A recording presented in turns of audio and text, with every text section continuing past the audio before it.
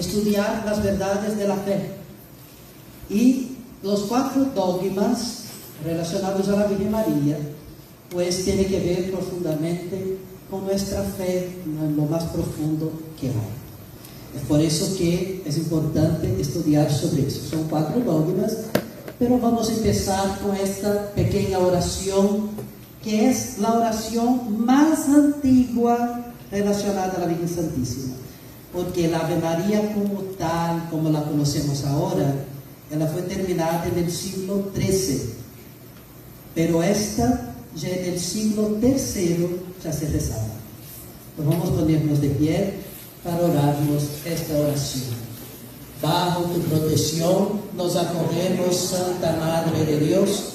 No deseches las súplicas que te dirigimos en nuestras necesidades. Antes bien, líbranos siempre de todo peligro, oh Virgen gloriosa y bendita. Ruega por nosotros, Santa Madre de Dios, para que seamos dignos de alcanzar las promesas de nuestro Señor Jesucristo. Amén. Amén. Podemos sentarnos. Bueno, esta oración, pues entonces ya dice muchas cosas.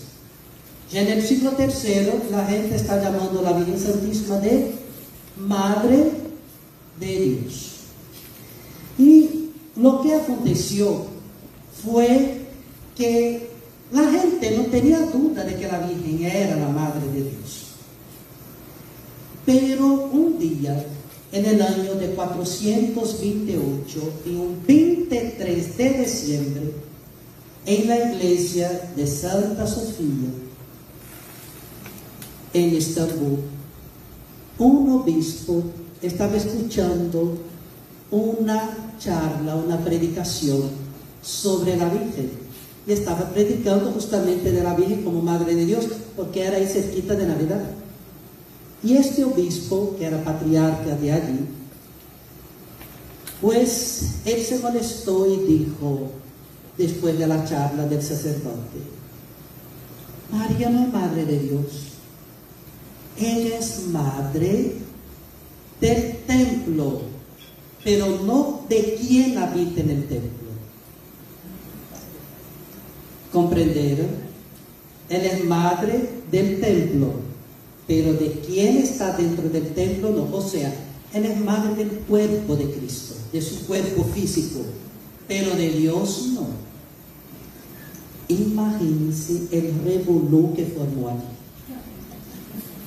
Pero la gente no se cayó, se levantaron y empezaron a decir a los mismos: no, tú estás equivocado, que Él es Madre de Dios sí, y que no es, que es y que no es. Y fue aquella cosa toda. Y al final lo que pasó fue que este obispo pues empezó a predicar sus ideas, y 3 años después, en el año de 432, hubo un concilio. Y en este concilio se definió que la Virgen era Madre de Dios. Pero para comprendernos bien esto, debemos tener ahora una clase de filosofía. Sí, Señor. Porque este obispo, ele pensaba lo siguiente: el cuerpo es una cosa y el alma es otra cosa. Él la dividió. Solo que teológicamente, antropológicamente, el ser humano es compuesto de cuerpo y alma. Y eso no se puede separar. No se puede. Ahí tú vas a decirme: ¿y quién murió? Y su alma fue al cielo. ¿Cómo se explica eso? Es una gracia de Dios que estas almas están allí vivas, sin un cuerpo.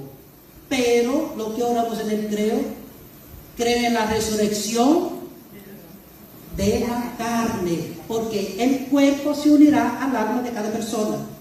Es por eso que nosotros no podemos esparcir las cenizas en el mar. No, esta cosa de gente paga. Nosotros esperamos la resurrección, porque nuestro cuerpo se unirá a nuestra alma en el día del juicio final. Ahí va a haber la unión de los dos. No se puede separar. ¿Por qué? este hombre pensaba que existía la naturaleza y del otro lado la persona. ¿Qué significa la naturaleza? Estamos en conceptos filosóficos. La naturaleza es, ¿qué cosa es esto? Nosotros somos de la naturaleza humana, pero existe la naturaleza de las piedras, existe una naturaleza espiritual que llamamos de ángeles. Dios es un otro tipo de naturaleza, es lo que es la cosa en sí misma. En lo profundo no somos ni hombres ni mujeres, somos seres humanos, es lo primero. Después vamos haciendo las otras divisiones. Esto es la esencia. Y existe la persona. ¿Qué es persona? Para saber qué es la persona necesitamos preguntar: ¿quién es? Y no qué cosa es. Es una cosa. Esto aquí es un cuerpo. Pero existe una persona. ¿Quién es esta persona? Cuando tú hablas con alguien, tú no preguntas a esta persona: ¿qué cosa tú eres? No, la primera pregunta que hacemos es: ¿quién eres? Y la persona habla su nombre. Y ella no separa su cuerpo de un lado y su alma del otro cuando se identifica. Tanto que una persona, por ejemplo, que tiene alguna dificultad, pues a veces se siente hasta menos, porque no puede hacer las cosas que hacía. Y ahí las personas dicen: no, tú eres importante por nosotros, por quien tú eres. Y tú eres una persona. Una persona. ¿Están comprendiendo hasta ahí? Entonces, ellos pensaban en dividir el cuerpo de la identidad de la persona. Esto es muy importante, porque ahora la gente está loca con eso. Con este concepto de identidad. La cosa no está buena. ¿Por qué? Porque no estudiaron filosofía, están haciendo la filosofía medio loca por ahí. Cuando hablamos de una persona, hablamos del ser todo. Y la cosa fue que ellos empezaron a discutir sobre si María era la madre de Dios o no era. Porque este obispo, él tenía una idea, que era la misma idea de los protestantes. ¿Cómo que María va a ser madre de Dios si Dios fue quien creó todas las cosas, incluso ella? Si Dios es antes de ella, ¿cómo ella puede ser madre de Dios? ¿Quién aquí es madre? Levanta la mano, déjame ver. ¿Y ustedes son madres solamente del cuerpo de sus hijos? ¿Ustedes son madres del hijo completo? Pues fue eso que ellos llegaron a la conclusión. No, eso está mal. Porque la persona no nace dividida, su alma y su cuerpo. Ella es un compuesto, es todo. Por lo tanto, María es madre de Dios, hijo. ¿Por qué? Porque ella es madre de su cuerpo, pero el verbo eterno, Dios.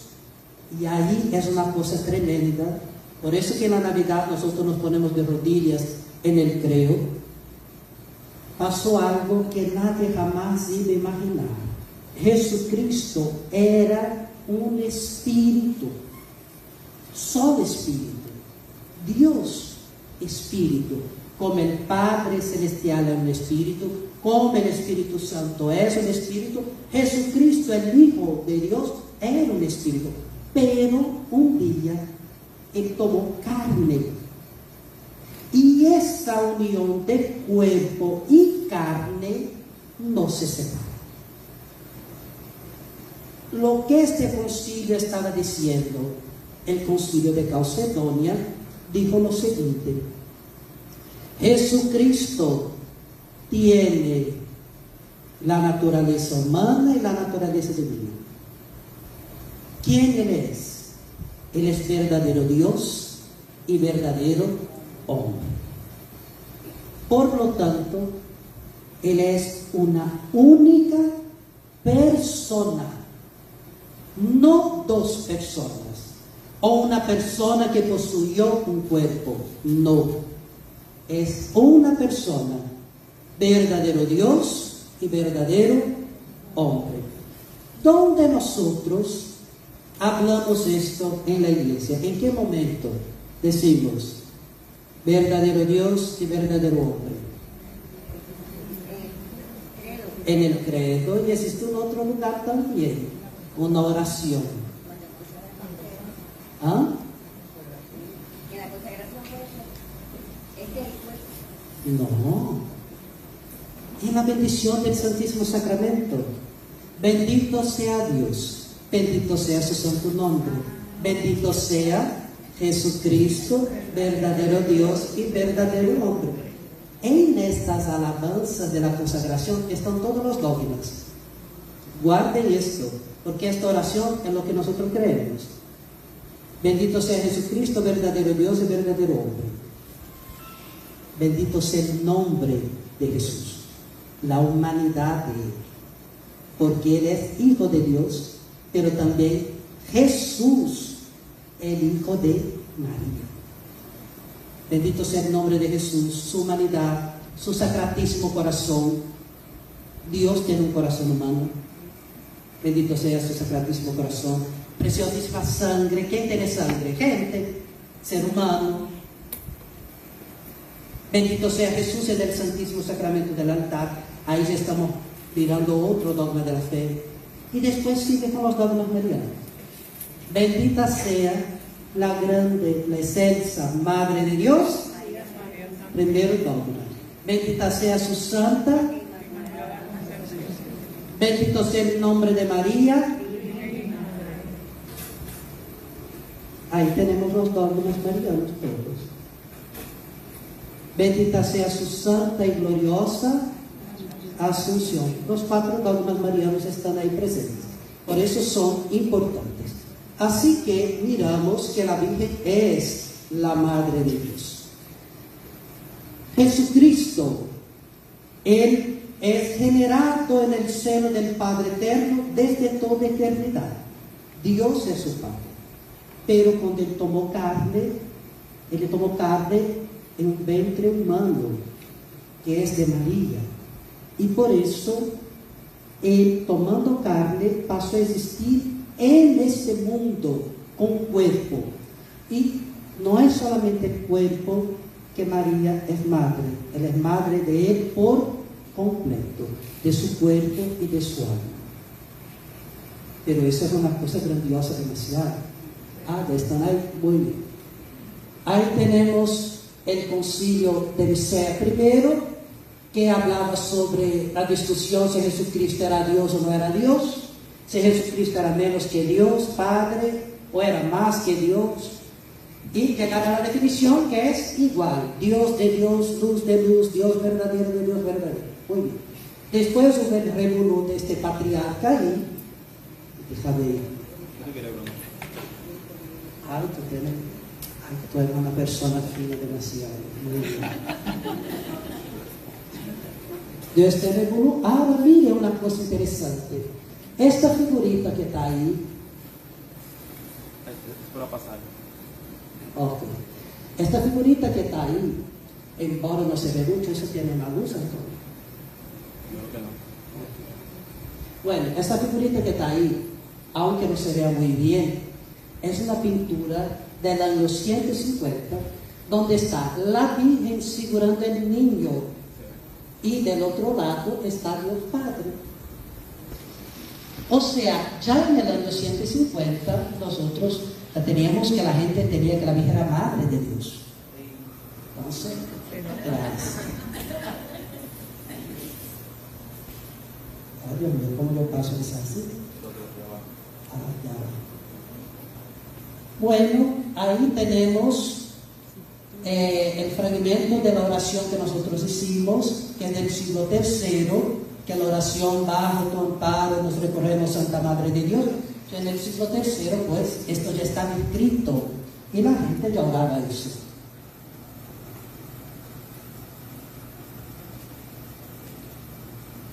Orígenes, que fue un sacerdote, un padre, pues, ese no está traducido, perdón, que le dijo que María era madre de Dios, unigénito, rey y creador de todo lo que existe, en el año 185. Como un otro obispo, ya que la gente desde los... ¿Por qué esta gente conoció los apóstoles? Conoció a aquellos que conocieron los apóstoles. Es como si fuera así. Hay gente que conoció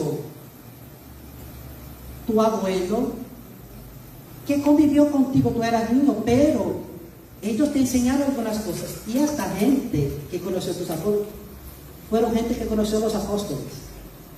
Ustedes decían la verdad. Los apóstoles creen esto. Porque si los apóstoles no creyeran en esto no iba a aparecer ahí tan temprano. La gente estaba loca.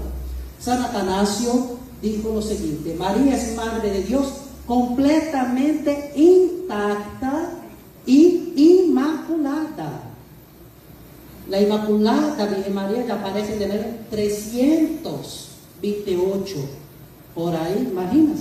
Son cosas muy antiguas que la iglesia ya lo cree. Entonces, los cristianos, ahí en el siglo V, va a declarar la Virgen como Theotokos. Esto en griego significa Madre de Dios. Tokos, madre, Teo, Dios. Y ahí está la historia que yo hablé del regulo de Nestorio, que dijo que la Virgen no era madre de Dios. Y ahí tenemos después el concilio de Éfeso, donde se va a decir que Jesucristo es una única persona, y esta persona es una persona divina. Por eso la Virgen María es madre de esta persona divina. Por lo tanto, es madre de Dios Hijo. Ella no es madre de Dios Espíritu Santo. No es madre de Dios Padre. Es madre de Dios Hijo. Pero nosotros oramos esto. En el rosario, ¿por qué ustedes creen que aparecen aquellas 3 Ave Marías? Dios te salve, hija de Dios Padre. Dios te salve, Madre de Dios Hijo. Dios te salve, esposa del Espíritu Santo. Dios te salve, templo sagrado de la Santísima Trinidad. Es porque esta reza refleja nuestra fe. Esta fe que viene de ahí, de los inicios. Solo que mucha gente no sabía teología, no tenía formaciones así en las iglesias. ¿Cómo se enseñaba la fe? Rezando.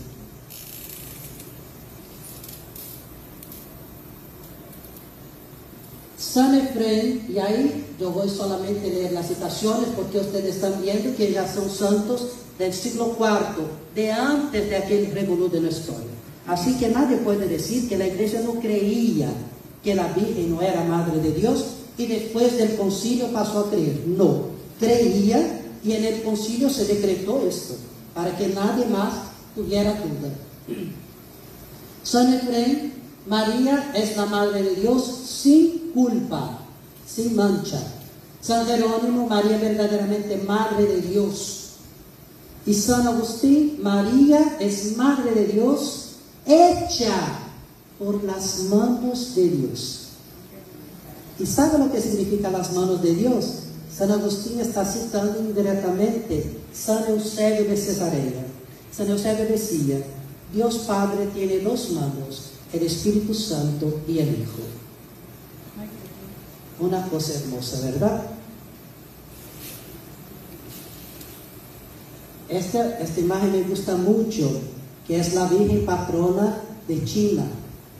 Está vestida como una emperatriz. Imagen muy hermosa.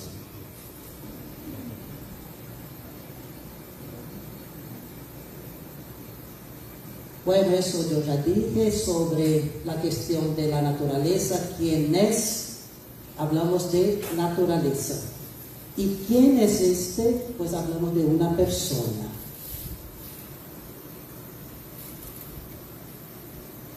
El concilio de Éfeso en 421 define frente a los errores de Nestorio la Santa Virgen, y ahí ya tenemos el otro dogma. La Santa Virgen es Madre de Dios, pues dio a luz carnalmente al Verbo de Dios hecho carne. Por eso nos postramos y se hizo hombre, porque Dios tomó carne. Es un misterio que nosotros, por más que pensamos en cómo sucedió, nunca lo vamos a comprender totalmente, porque es demasiado grande. Dios, que creó todo el universo, porque Dios creó el universo por su palabra, y Jesucristo es la palabra de Dios. Por eso que en la misa decimos, palabra del Señor, y en esta palabra estamos de pie, no sentados, porque es Él. Cuando leemos el Evangelio, es Jesucristo vivo entre nosotros. Esta palabra que creó las estrellas, todo el universo, se hizo pequeñito dependiendo de una mamá. Es una cosa extraordinaria, demasiado.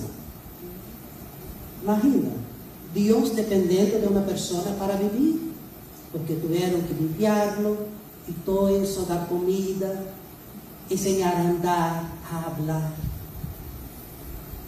Por eso no podemos pensar en la Virgen como una mujer cualquiera, nunca.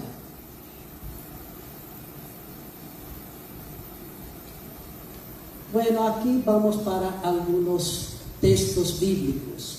En el Antiguo Testamento hay alusiones al misterio de la maternidad divina de María. Los preanuncios de María son Eva, como madre de todos los vivientes, porque fue así que Adán le llamó.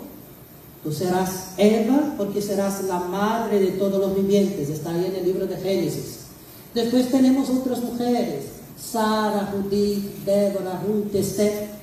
Para quien quiera profundar en las figuras de la Virgen en el Antiguo Testamento, pues ya envié a Padre Antonio unas hojas, yo creo que unas 10, 15 hojas tiene ahí, explicando sobre cada figura y por qué ellas representan a la Virgen. Por ejemplo, Esther representa a la Virgen como reina e intercesora, porque Esther era una reina y quería matar al pueblo, y ella se acerca delante del rey y ella pide una cosa. El rey le habla, pídeme lo que tú quieras, hasta la mitad de mi reino yo te daré. Ella habla, yo quiero mi vida y la vida de mi pueblo. Y por eso la Virgen es nuestra intercesora, porque pide la vida a nosotros. Débora, una mujer tremenda, porque fue una jueza. Y Débora, ella derrotó el enemigo del pueblo de Dios, cortó la cabeza del general del ejército y lo penduró en la puerta, y lo colgó en la puerta de la ciudad. Cuando los soldados se despertaron, huyeron todos, porque ese general ya había sido derrotado. Es la figura de María que derrota a Satanás.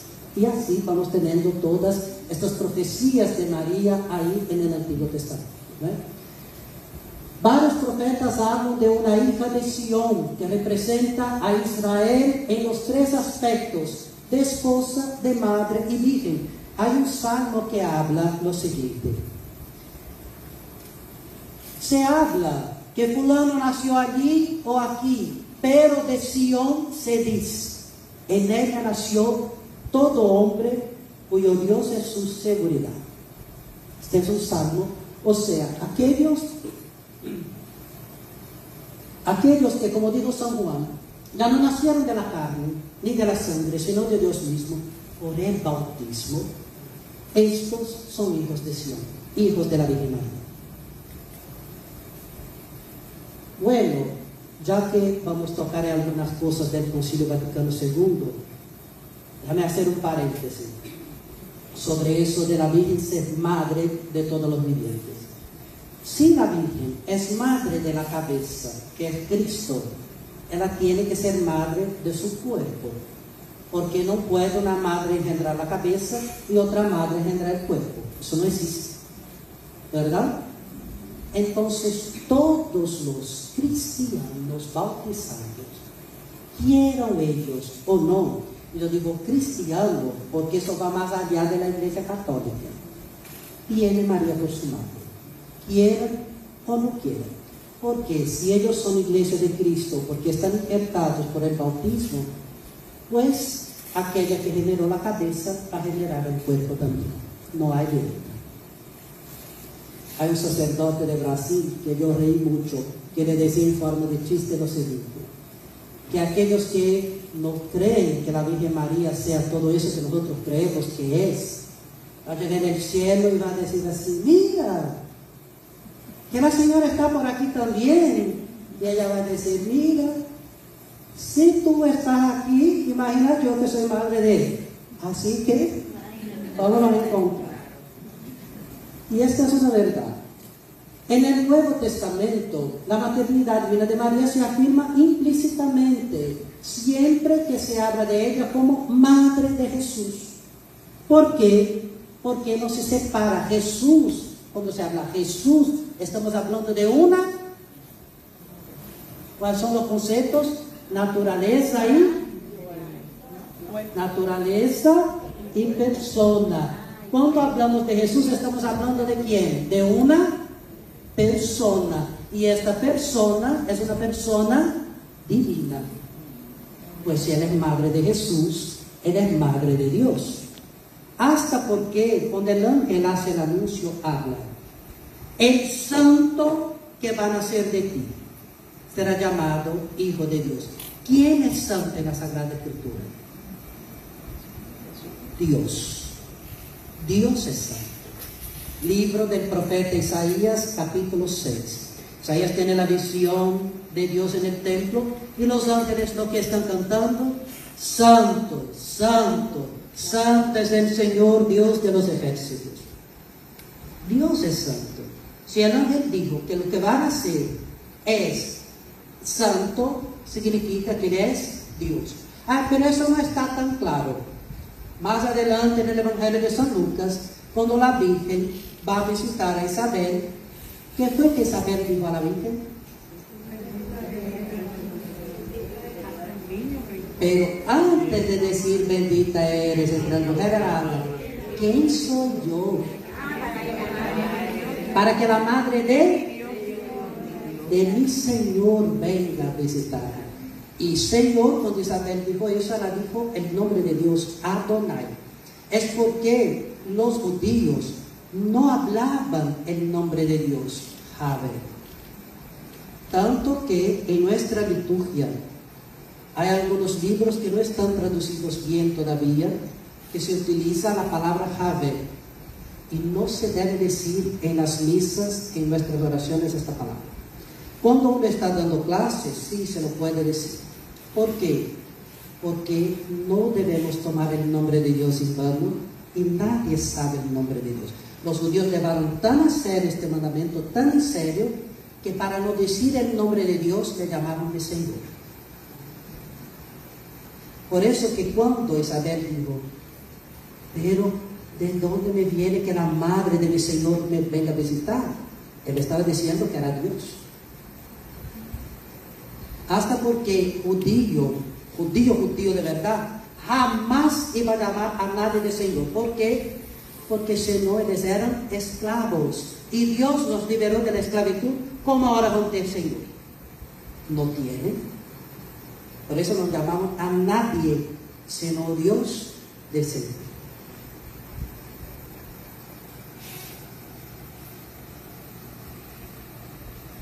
En el Antiguo Testamento hay alusiones al misterio de la maternidad de María. Bueno, ahí está. Ya. Ok. Ahí lo que yo decía: Él será llamado Hijo de Dios, se llamará Emmanuel. Y Emmanuel significa, más claro que eso no puede estar, para decir que Jesucristo es Dios. Y si yo creo que Jesús es Dios, ella tiene que ser madre de Dios, porque no hay de otra. No se separa, a no ser que la persona sea loca. O racionalmente es imposible pensar que Jesús es Dios y que la Virgen no sea la madre de Dios. En el Evangelio de Mateo 1:21, el ángel anuncia a José Él se llamará Jesús porque salvará a su pueblo de sus pecados. ¿Quién salva? Solamente Dios. Nadie más puede salvar. La expresión que en el Antiguo Testamento se reserva a Dios es que los salvará de sus pecados, y solo Dios tiene poder de perdonar los pecados. Y esto es muy fuerte para los judíos. Recuerden que cuando Jesús va a sanar al paralítico, Él le habla: tus pecados están perdonados. Y la gente piensa: pero solo Dios perdona los pecados. Es una blasfemia. Y Jesús habla: ¿qué ustedes piensan que es más fácil?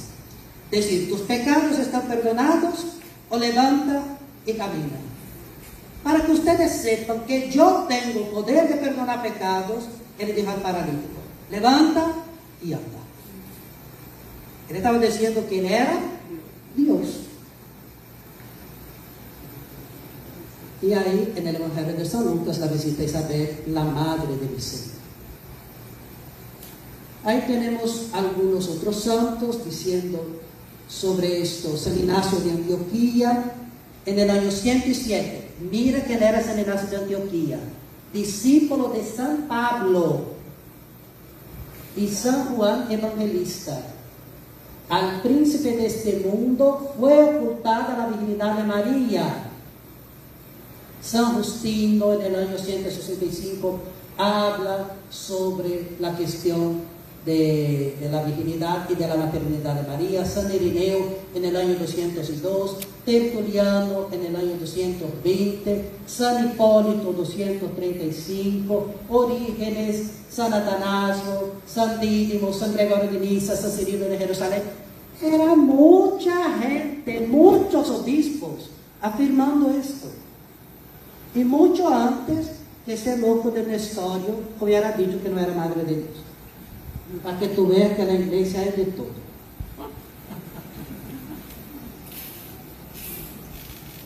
Bueno, ahí tenemos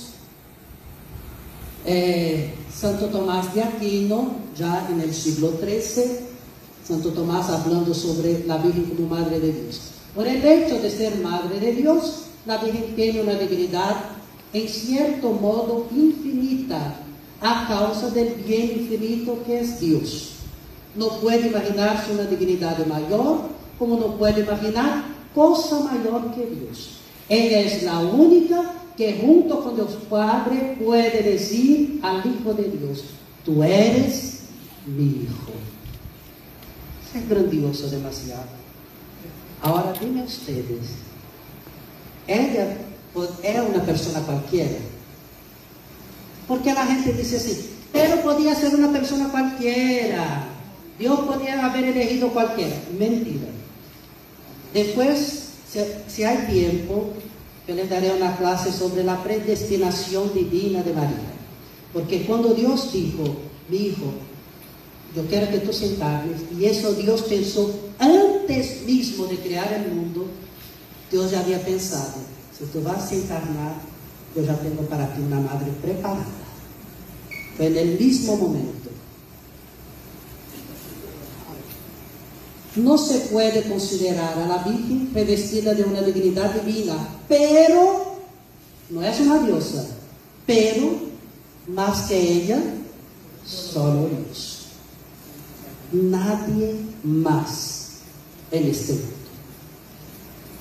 Para terminar sobre esa dignidad de María, ahí tenemos San Juan Pablo II, que insistió en la fórmula: hija de Dios Padre, madre de Dios Hijo, esposa de Dios Espíritu Santo. Lo que nosotros ya rezábamos hacía años, ahora está en un documento de la Iglesia, Redentores Mater, el documento, la encíclica que se llama La Madre del Redentor, en el número 8. Cuando ustedes ven las cosas escritas con números, normalmente son párrafos, no es la página, es el párrafo. En los documentos de la Iglesia es así. Bueno, pues Padre, ¿quién fue el que dijo lo de Dios Padre tiene dos manos? Esto, se no me engaño, San Eusebio. San Eusebio. Sí, Eusebio de Cesarea.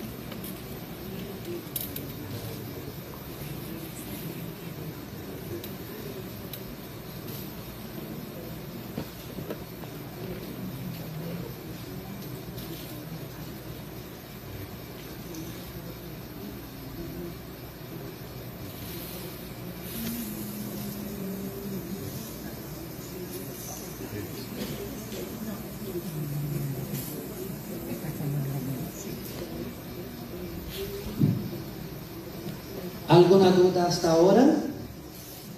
¿Todo bien? No está ahí, pero quiero comentar algo. En el Tratado de la Verdadera Devoción de la Virgen Santísima de San Luis María de Montfort, ahora me olvidé el párrafo, pero después puedo traer para ustedes, cuando chequear.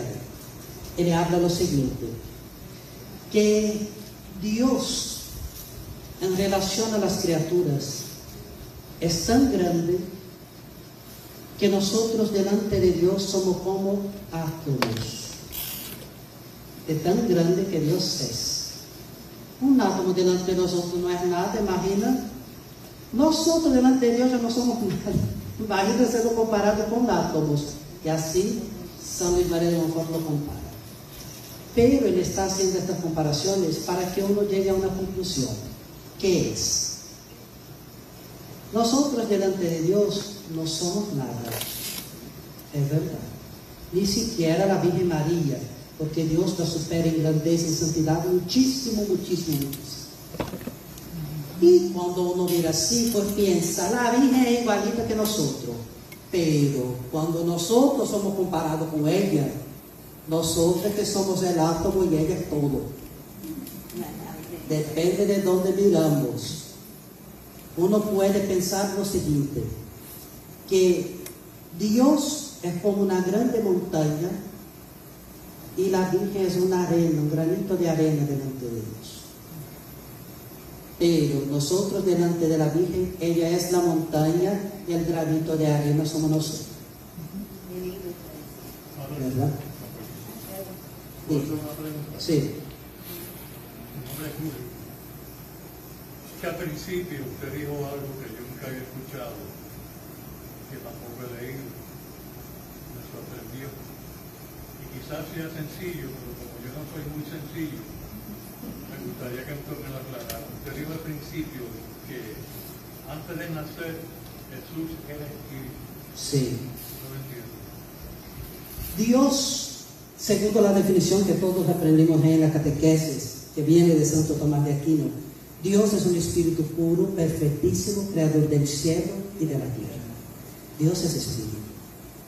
Y Jesús no tenía carne antes de su nacimiento, él no tenía cuerpo, pero él existía. ¿Existía cómo? Como espíritu. En unión allí con la Santísima Trinidad.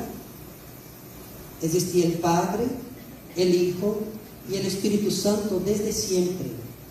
Pero hubo un momento en que este espíritu quiso tener un cuerpo para salvarnos. Ahí, para profundizar en esto, tenemos que entrar en el misterio de la redención humana, porque el ser humano es un compuesto de cuerpo y alma. ¿Y quién pecó ofendiendo a Dios? Fue un ser humano. Por lo tanto, un ser humano debería arreglar esto. Así nos explica San Anselmo, que es el maestro de Santo Tomás de Aquino. Y San Anselmo habla sobre esta dívida del pecado y de la dívida de gratitud, porque jamás podríamos alabar a Dios porque Él nos creó, porque eso es una cosa demasiado grande también. No solamente habernos salvado, sino que nos creó, y esto es algo grandiosísimo.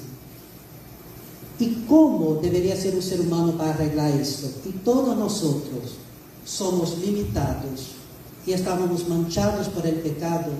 Solamente un Dios hombre era capaz de cumplir esto para salvarnos.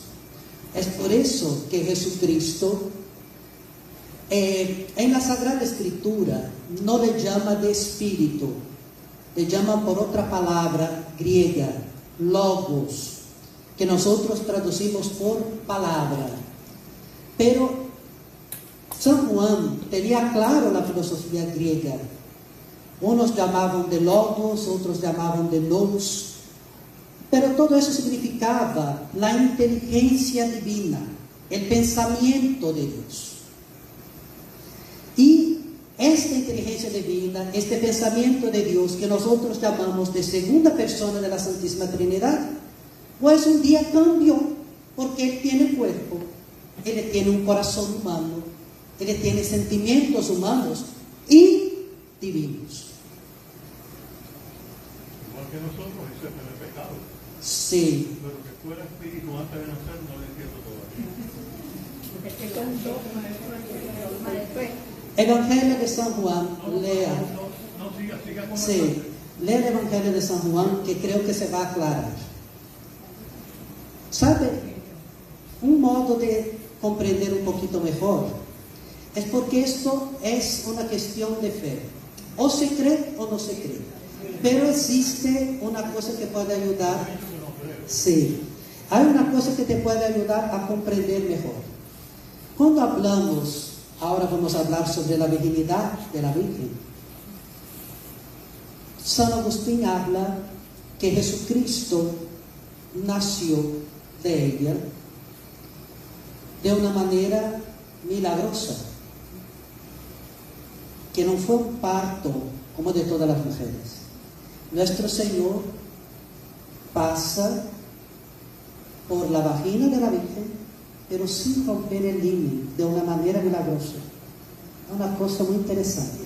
¿Y cómo Él explica esto? Él le habla, tal como la luz atraviesa un cristal y no lo rompe, así Jesús atravesó el cuerpo de la Virgen y salió del otro lado sin romper su virginidad. Pues si pensamos en luz a nivel de espíritu, en el Evangelio de San Juan habla así: Dios es luz, y la luz era la vida de los hombres, y la luz entró dentro del seno de la Virgen, y esta luz se quedó oculta dentro de un cuerpo. Pero mira cómo esta luz se reveló. Un día Jesús llamó 3 discípulos, subió a un monte y oró, y de repente la luz apareció. Él estaba transfigurado, él brillaba como el sol. Es luz. Y aunque le tenga cuerpo, pasó algo raro. Él entró en un lugar cerrado. Entonces se puede comprender que Él, siendo Dios verdadero, que siempre existió como espíritu, o como quiera llamar, luz o palabra, un día Él tomó carne humana. Esta es la cosa más loca de nuestra fe, que la gente en el tiempo de los apóstoles no podía comprender. Por eso nos llamaban de locos. ¿Sabe cómo ellos representaban a Jesucristo para burlar de nosotros? Como un asno crucificado, para decir que era una locura tan grande que quien creía en esto era burro, porque racionalmente esto es imposible de pasar. Por eso que nosotros somos contentos. Por eso se comprende mejor ahora lo que San Pablo dijo: la sabiduría de la cruz es una locura para los griegos, es una burla para los romanos, pero para nosotros es nuestro orgullo y nuestra salvación. Bueno, vamos a seguir ahí con la virginidad de la Virgen. Una pregunta, Bruno. Diga. Allá.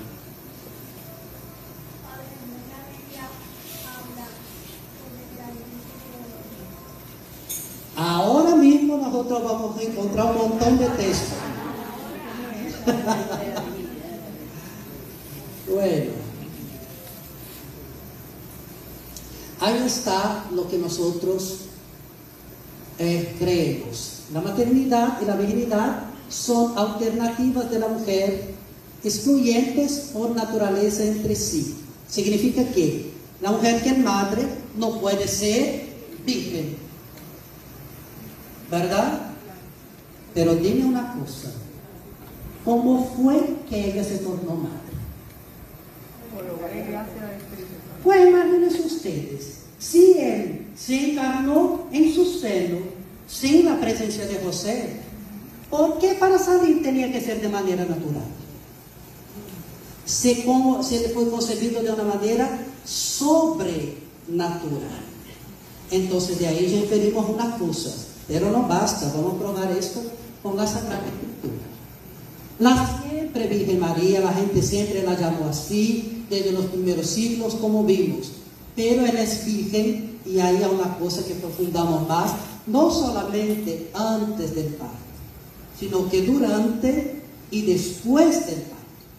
Antes del parto, el dogma afirma que Nuestra Señora concebió a Jesús no por obra de varón, sino por obra del Espíritu Santo. Y se cumplió la profecía de Isaías. Una virgen concebirá y dará a luz un hijo, y será su nombre Emmanuel. Ahí en la Biblia, Isaías 7:14. Y en el credo, pues, rezamos así: un solo Señor Jesucristo, por obra del Espíritu Santo, se encarnó de la Virgen María.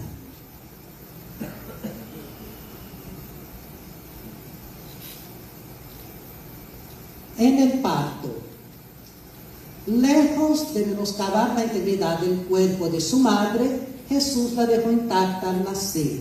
Este prodigioso milagro de la divina omnipotencia. La ilustración clara: nació como la luz del sol que pasa a través de un cristal sin romperlo ni mancharlo. Esto es de San Agustín. Después del parto, ahí está el libro del profeta Ezequiel, capítulo 44, 1 y 2. Por eso que yo decía que hay figuras en el Antiguo Testamento que hablan de la Virgen María. Esta puerta ha de estar cerrada para siempre. No se abrirá ni entrará por ella hombre alguno, porque ha entrado por ella el Señor. Está ahí. ¿Quién es la puerta? Ustedes no ponen la letanía, puerta del cielo. Ay, viene de eso.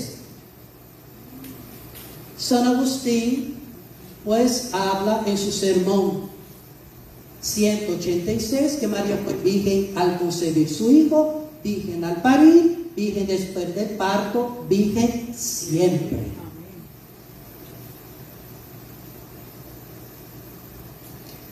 Ahí veremos el problema. Ay, Señor. Hebreo y arameo carecen de términos distintos para designar grados diversos de parentesco. Que la gente habla así, pero allá en el Evangelio habla que María tiene otros hijos. Ahora explica para nosotros por qué, si ella era virgen, ¿por qué tiene otros hijos? Ahí está la explicación. Hay que ver la Biblia por completo, no por parte. Lot, llamado hermano de Abraham en Génesis 13, 8, en Génesis 14, 14 y 16, es sobrino de Abraham. No es su hermano, pero allá lo traducieron como hermano, pero era sobrino. En el Génesis 12:5 aparece como sobrino, en el 14:12 aparece como sobrino. Labán, llamado hermano de Jacob, en Génesis 29:15, cuando era hermano de su madre. O sea, no era hermano, él era tío de Jacob, y no hermano. Y ahí se esclarece en el Génesis 29:10. O sea, no existía una palabra para ellos de hermano, primo, tío, era la misma palabra. pero como ellos se conocían, sabían quién era quién en la familia. Es por eso que imagínense ustedes que siquiera en el tiempo de Jesús había apellido. No había un nombre. Por eso que habla, ¿quién es este? Este es Jesús de Nazaret, de donde vino. Este es Jesús, el hijo de María y de José. Era así que se identificaba la persona. Tanto que en la misma familia no se podía tener el mismo nombre en los hermanos, porque nadie sabe quién era. En Marcos 6:3 da una lista de los hermanos de Jesús, entre ellos Santiago y José, quienes por Marcos 15:40 y Juan 19:25 sabemos que eran hijos de María de Cleofás. Por eso que hay que ver la Biblia completa. Secreto. María de Evangelio de San Lucas. Habían 2 discípulos de Jesús que volvían para casa, Cleofás y un otro discípulo. ¿Comprendieron quién era? Era la esposa de él, porque ella era María de Cleofás. Si Cleofás está volviendo para casa, pues su mujer vuelve con él. Si Jesús hubiera tenido otros hermanos, no se entendería bien sus palabras en la cruz, confiando su madre a su discípulo Juan. Sería una vergüenza, porque no se puede imaginar que una otra persona va a cuidar de su madre cuando tú tienes hermanos para cuidarla. Qué vergüenza para tu familia. Pero no había nadie. Tanto que Jesús entregó su madre a un amigo suyo, a Juan.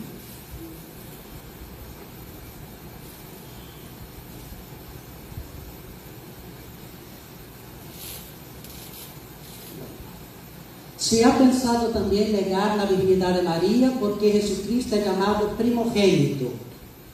En Lucas 2:7. Primogénito significa el primero. Y la gente pensaba, bueno, pero él es el primero, significa que tiene otro.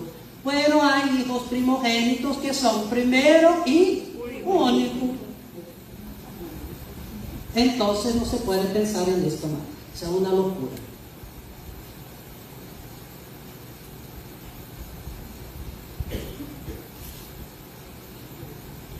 En Mateos 1, de 18 a 25, hace la interpretación de Isaías 7:14. La Virgen ha concebido y ha dado a luz un hijo que será llamado Emmanuel, esto es, Dios con nosotros. Porque el ángel habla, el propio San Mateo habla, para que se cumpliera la profecía de Isaías, la Virgen concebirá. Y en la genealogía de Jesús, en Mateos 1:16, en lugar de decir José engendró a Jesús, porque allá va diciendo Jacob engendró Israel, que engendró fulano, que engendró. Cuando llegue la parte de engendrar a Jesús, no habla que José engendró a Jesús. ¿Por qué? Porque no era hijo natural de José. Habla y de José, y dice José, esposo de María, de la cual nació Jesús, que es llamado Cristo. Entonces él rompe esta línea genealógica diciendo que es de ella, no de él. Y eso está claro, que ellas viven antes del parto. Sí. Por eso que los textos de la Sagrada Escritura leídos en la misa no están allí al garete. Tiene un sentido profundo que debemos buscar. Ahora ustedes van para las misas de aguinaldo ya con atención. En Mateos 1:20 afirma que el ángel del Señor reveló a José que lo concebido en ella es obra.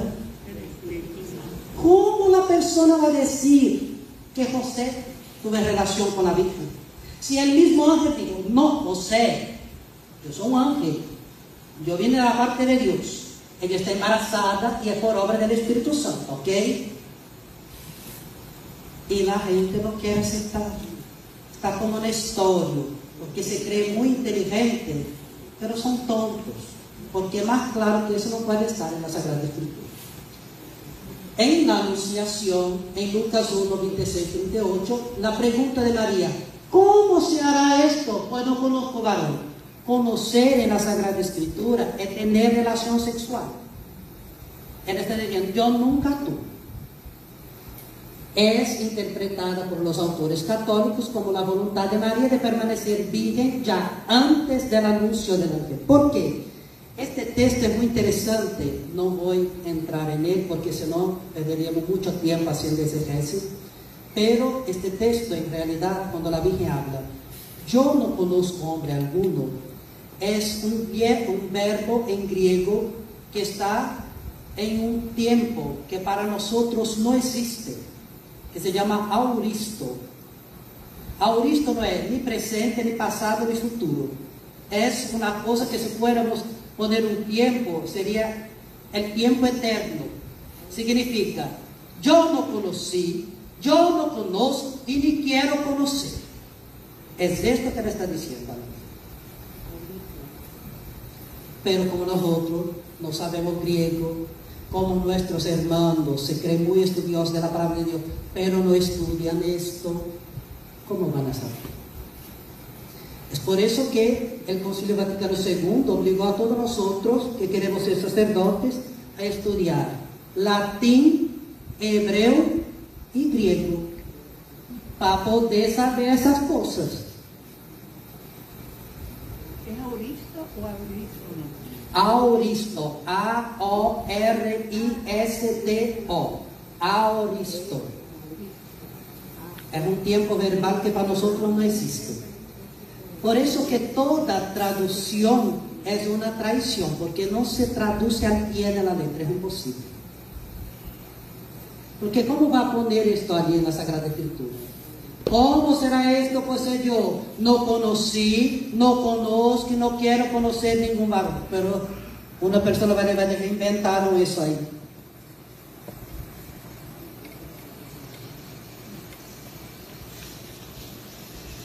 San Marcos nunca menciona a José, el esposo de María, pero llama a Jesús siempre de Hijo de María. ¿Por qué San Mateo habla tanto de San José? Porque probablemente San Mateo, cuando escribió su Evangelio, convivió con la familia de San José. Por eso él sabe del sueño de San José, él sabe de la visita de los reyes, porque ¿quién se preocupa con dinero, con casa, para defender el hijo? Es el hombre, el padre de la familia. Por eso él sabe. Y San Lucas no tiene eso porque él estaba escuchando a la Virgen. Por eso las visiones distintas del Evangelio. Pero San Marcos no convivió con ninguno de los dos. Por eso él habla siempre Hijo de María. Y en el prólogo del Evangelio de San Juan, algunas voces autorizadas, como San Irineo, Tertuliano, estos que conocieran ahí los sucesores de los apóstoles, en el Juan 1:13, en singular, es decir, porque aquí hay un otro libro que habla en este texto: el que no nació de sangre, ni de deseo de carne, ni de deseo del hombre, sino que nació de Dios, lo que sería testimonio de la generación virginal de Jesús. Pero existe un problema de traducción de Biblia. ¿Por qué? Cuando los estudiosos fueron a traducir la Biblia, ellos encontraron varias traducciones del Evangelio de San Juan. No era que había una sola y ellos tomaron, no, porque ellos empezaron a hacer copias. Y cuando encontraron varias copias. Y algunas copias decían: los que no nacieron, en plural, y otras copias decían: el que no nació, en singular. San Irineo y Tertuliano pues leyeron el Evangelio de San Juan en el singular. Era este Evangelio que ellos tenían. Y por eso ahí interpretan la generación virginal de Jesús. Porque cuando habla que no nació de sangre, significa que en el nacimiento de Jesús no rompió bolsa, no rompió el himen, no tenía sangre, no tenía nada de eso. ¿Por qué? Porque Él es hijo de Dios. Las fórmulas de fe de los padres postulan la afirmación del nacimiento virginal de Jesús y a partir del siglo IV utilizan el título de siempre Virgen María al hablar de María. Debemos tener mucho cuidado, que actualmente la gente va sacando estas cosas, que la gente por la fe, inspirado por el Espíritu Santo, metieron en nuestras oraciones, en el modo de nosotros hablarnos, y ahora tenemos un montón de gente que habla así: ay, María, la madre de Jesús. No, era Santa María Virgen, o la Virgen María. No habla solamente María, que no es María, no es su madre. Ella es la madre de Dios, ella es algo más, y para decir de ella hay que decir de una manera que la diferencia de todas las demás.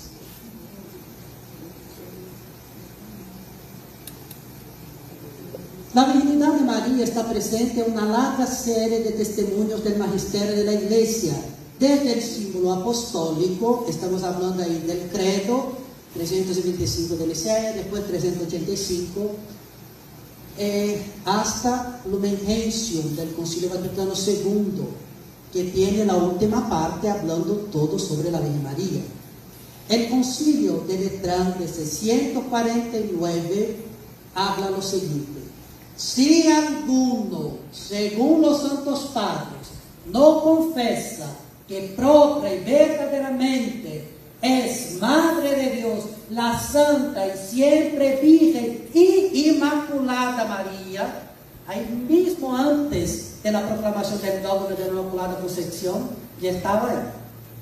Ya que concedió en los últimos tiempos sin semen, están hablando de la presencia de un hombre, del Espíritu Santo, al mismo Dios Verbo, Dios Palabra, Dios y hombre, y que dio a luz sin corrupción, o sea, que no perdió nada de la integridad física, permaneciendo indisoluble su virginidad aún después del parto, sea condenado, o sea, no es católico. Eso fue antes de que la Virgen le dijo que ella era la Inmaculada Concepción. Este es del año 649, la Virgen dijo en 1832. ¿Y por qué se negaron a aceptar tanto? Porque la Iglesia, como madre, ella va dejando las cosas seguir hasta que alguien diga así: no es así. Ella dice: es sí, ahora venga, vamos a estudiar, vamos a ver desde cuándo hablamos esto. Igualito que de la maternidad divina, toda la gente lo creía hasta que Nestor en 428 dijo: no es, ella no es, y empezaron a estudiar y a decir: es esto, y decretaron. Pero mientras nadie habla nada, pues va siguiendo. Ellos tenían claro eso, que la Virgen era inmaculada. Es que aquí tenía muchos problemas sobre la Inmaculada Concepción. Esto empezó en la Edad Media, pero es cosa para otro dogma. Porque la dificultad era: si toda la humanidad fue redimida por Jesucristo, porque todo ser humano pecó, ¿cómo Jesús redimió la Virgen?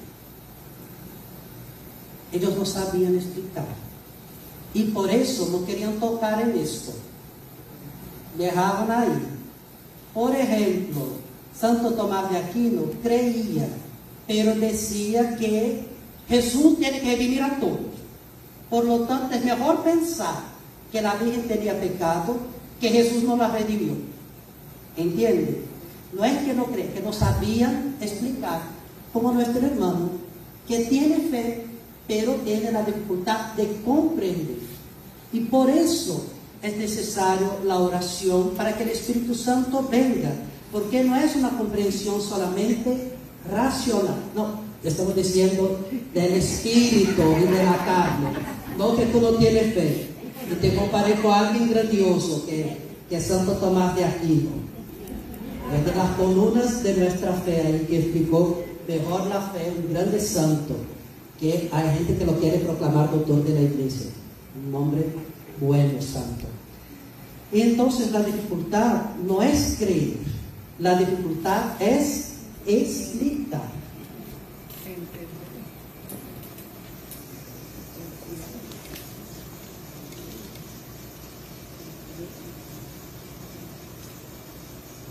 En el Catecismo de la Iglesia Católica, en el párrafo 502, habla lo siguiente: la mirada de la fe, unida al conjunto de la revelación, puede descubrir las razones misteriosas por las que Dios, en su designio salvífico, quiso que su Hijo naciera de una virgen.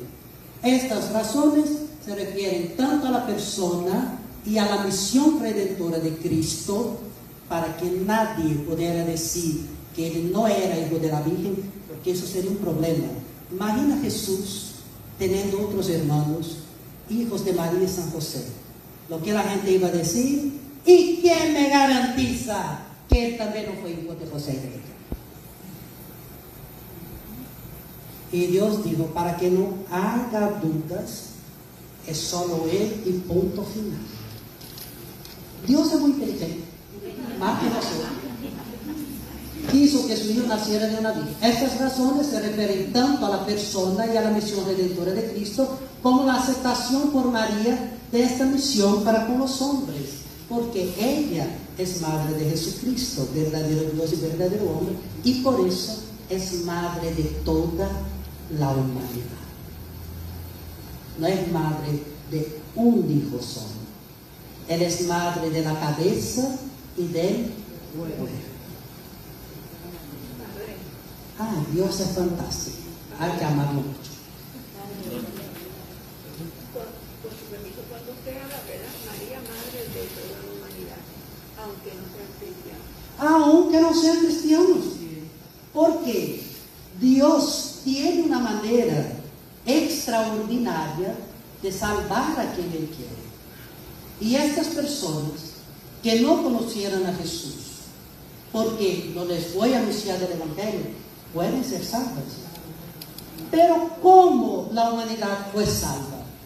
Pues salva de la siguiente manera: Dios se encarnó en el seno de María y, haciéndose hombre, murió por nosotros, nos redimió y nos resucitó. No tiene cómo sacar María de esta ecuación. Ella está metida ahí. Por lo tanto, ahí es una cosa que no está como un dogma proclamado, pero yo creo firmemente en eso. Y después, es que no hay tiempo de decir todo eso, pero hay que comprender María como corredentora. ¿Por qué?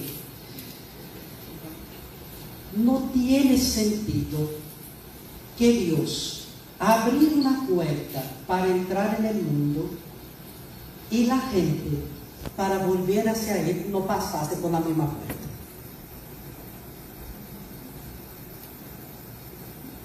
Ella es corredentora, no porque derramó su sangre, es porque no hay cómo despegar la misión de María de la misión de Jesús.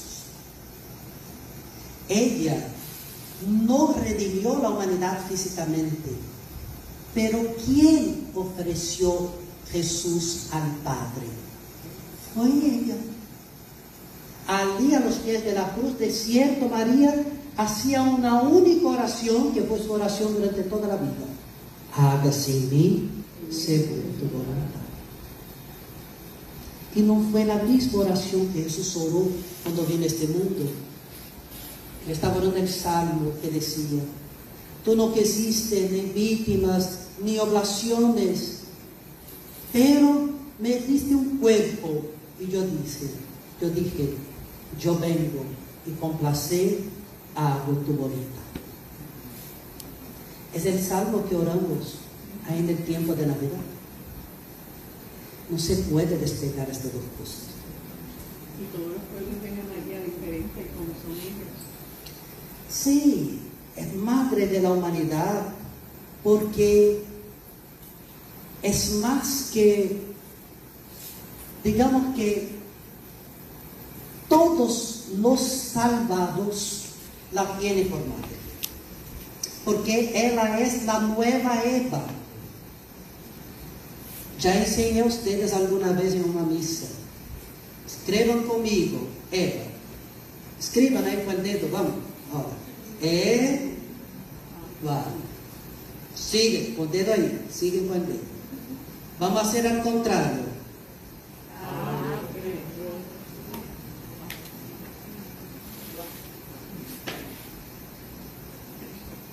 ¿Comprender? Si Eva es la madre de todos los vivientes, María es la madre de todos los redimidos, de los salvados por Cristo. ¿Y Él salvó a quién? A una persona. No, Él salvó a toda la humanidad. Quien se pierde no es porque no fue salvado, es porque rechazó la salvación de Jesús.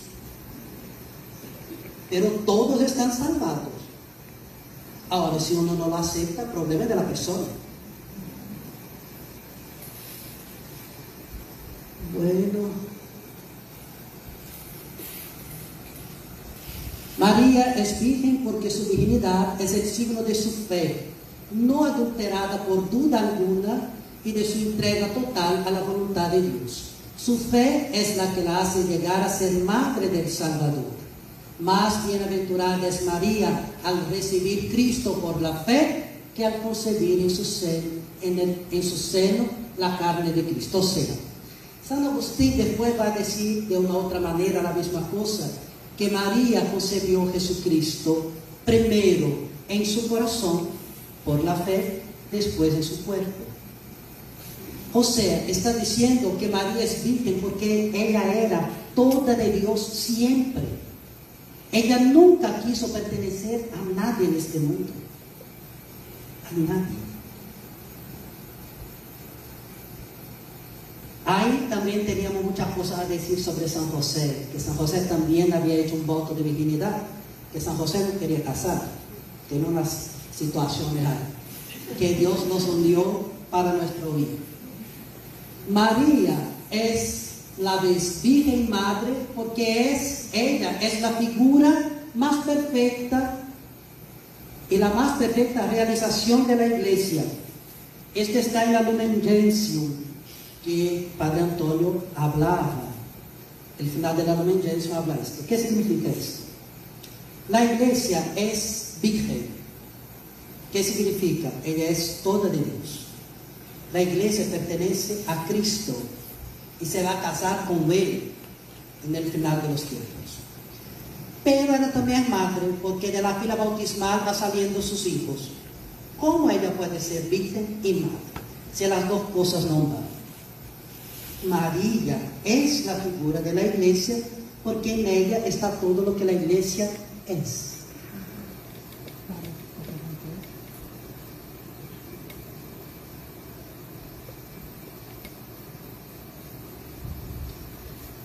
Bueno, ahí ya estamos al final. Nos interesa lo que los santos padres hablaron sobre la Virgen. Orígenes de Alejandría, siglo III, escribió: no hay hijo de María sino Jesús, según la opinión de los que tienen su buena opinión. Aquí vemos que había gente con opinión no tan buena. San Jerónimo, el grande, que tradució la Biblia, dijo lo siguiente: creemos que María permaneció virgen toda su vida, porque así lo leemos en las Sagradas Escrituras. San Jerónimo es que tradució la Biblia que nosotros tenemos. Él tradució del hebreo y del griego para el latín. Y nuestra traducción durante muchos años era de latín. Y hasta hoy la traducción oficial de la Iglesia es esta traducción de San Jerónimo. Hay nuevamente el texto de Ezequiel sobre la puerta que se cerró para siempre. Y ahí después lo que ya habíamos dicho sobre San Agustín. Bueno, y ahí estamos volviendo a más de lo mismo y ya estamos porque el tiempo ya avanzó muchísimo. Hay una cosa que voy a dejar que ustedes piensen, porque vamos a profundizar esto en la próxima charla. María es virgen porque María es profetizada en la figura del arca de la alianza. y en la figura de la zarza ardiente. La zarza ardía, pero no se consumía. ¿Puede una cosa tocada por el fuego no se quemar? Puede. Pero Dios no hizo eso. Es la misma pregunta. ¿Puede una virgen ser madre? Puede, porque Dios lo puede todo. Por eso María es figura de la zarza ardiente. Pero María también es figura del arca de la alianza. ¿Quién puso las manos en la arca de Dios? Nadie. Cuando Moisés mandó hacer el arca de Dios, puso unas argollas y atravesaban con unas varas, y cuando tenían que llevar el arca podían llevar, no, pero nadie lo tocaba. ¿Y David no? Ni David ni nadie. Hubo un pueblo que se atrevió a tocar en el arca de Dios. ¿Sabe lo que pasó? Murió. No se tocaba. Si María es prefigurada en el arca de la alianza, significa que José no la tocó ni ninguna otra persona. Porque lo que estaba allí dentro del arca era una representación del poder de Dios. El maná, la palabra y el callado. Jesús, el callado de Moisés, la vara. Pero piensen conmigo, Jesús dijo que era buen pastor, callado. Él dijo, yo soy el pan de la vida, el maná. Y Él es la palabra de Dios hecha carne. No está claro que ella es la arca de la alianza. Y decimos eso en la letanía también. Pero cosas para que ustedes piensen, y muchas gracias.